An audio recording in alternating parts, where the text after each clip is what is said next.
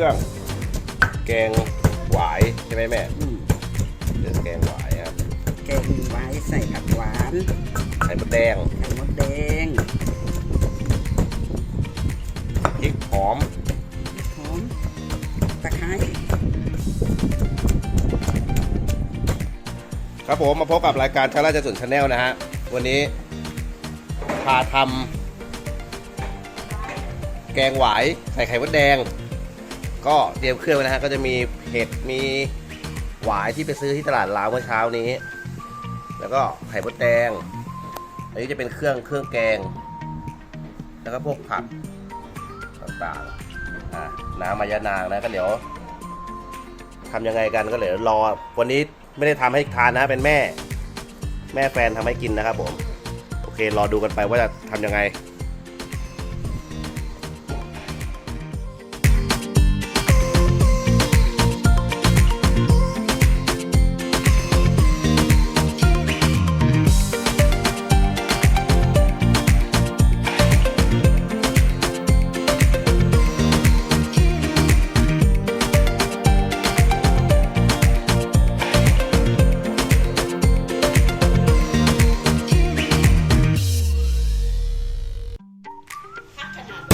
นี่ใส่ไก่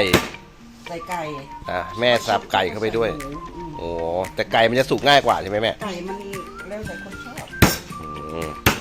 ให้มันมีเนื้อสัตว์หน่อยเนาะไม่งั้นจะมีแค่หวายกับไข่มดแดงใส่ปลาก็ได้แล้วแต่คนชอบแต่ที่นี่สะดวกไก่หาง่ายหน่อยนะฮะโอเคสับไก่ก่อนไก่มาคั่วกับน้ำปลาก่อนใส่เครื่องแกงนะฮะคั่วให้มันหอมก่อนใช่ไหมแม่ใส่เครื่องแกงมีเครื่องที่เราตำพริกอะไรคั่วให้มันหอม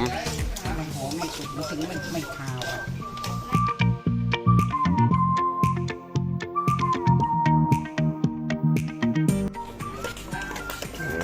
ไก่มันไม่หอมเราคั่วถ้าเราไปใส่มันจะคาวนะครับแต่คั่วให้สุกก่อนเนาะให้สุกก่อนแล้วก็ใส่น้ำยานางเข้าไป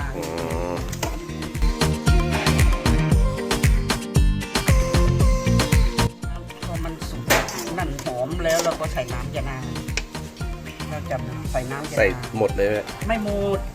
อันนี้เราเหลือไว้ก็ไม่เป็นไรเราไอ้นั่นเราก็ปล่อยแม่อธิบายอยู่ให้แม่อธิบายเลยเราก็ปล่อยให้มันเดือดก็ปล่อยทิ้งไว้จนเดือด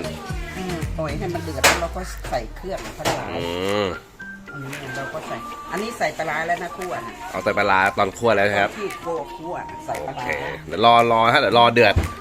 ใส่เครื่องใส่อะไรไว้บ้างก็รอดูกันใส่เกลือลงไปหน่อยใส่เกลือไปก่อนตอนนี้เราจะคนว่าเดือดเริ่มเดือดแล้วนี่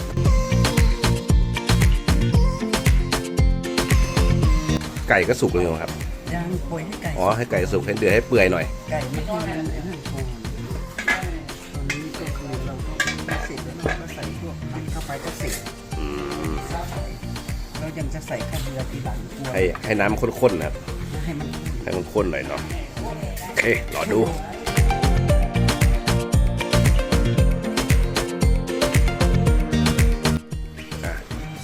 เริ่มต้นเห็ดก่อนเนาะ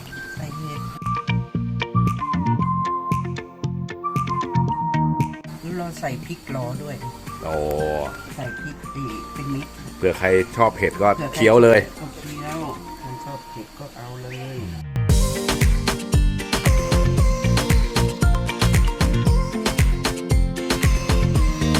รอเดือดอีกรอบหนึ่งแล้วค่อยใส่ที่เหลือไอ้หวายก็ใส่ตอนหลังเลยไหมหวายเราใส่ตอนหลังถ้าเราใส่ก่อนมันจะขมถ้ามันสุกเกินมันจะขมถ้าสุกเกินมันจะขมครับต้องใส่ทีหลังโอเคอันนี้รอน้ำเดือดเนาะ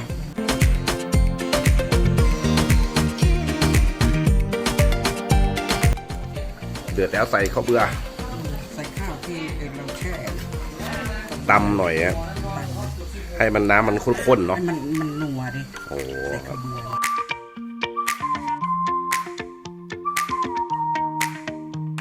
ใส่ไข่มดแดง จ้ะ เอาไข่มดแดงลงไป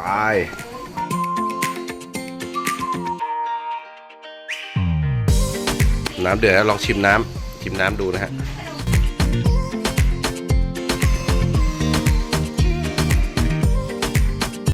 โอ้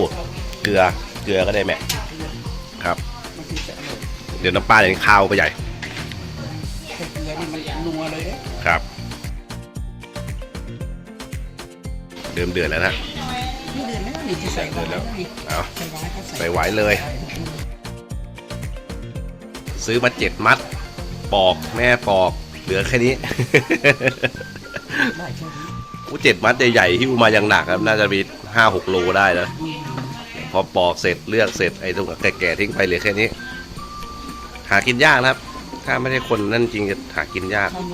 ข้าวป่นยิ่งอร่อยนั่นไง อืม หวานเนี่ย จะขมๆหน่อยแต่หอมขม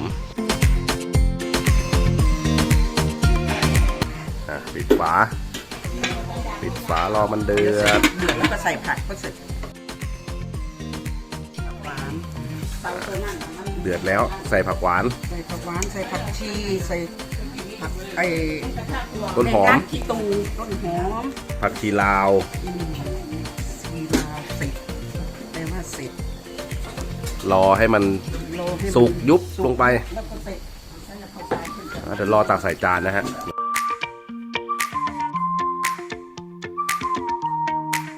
อ้าวทำไมถึงทำแบบนั้น แม่ครัวเติมพลังหน่อยนึง ไม่ครัวแบบนี้ได้ แม่ครัวขอจิบนิดนึงครับ เสร็จมาอร่อยชิมสิ